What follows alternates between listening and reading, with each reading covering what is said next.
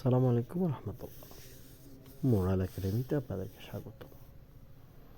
Daily ভোকাবুলারিতে আজকে আমরা যেটা শিখব সেটা হলো ব্যাকআপ। কোনো বিষয়টাকে আমরা পুনরায় ফিরে পাওয়ার জন্য কোথাও জমা করে রাখা দেওয়াকে ইংরেজিতে ব্যাকআপ বলা হয়।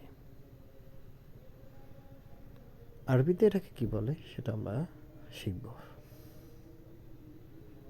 সেটা হলো নুসখাতু ইখতিয়াতিয়া।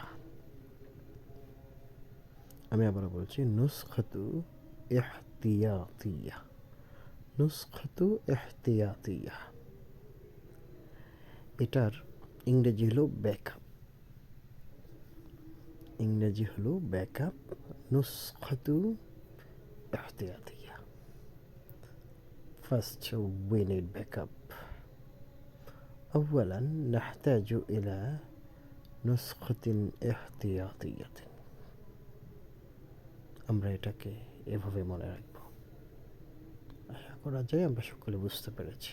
আসসালামু আলাইকুম।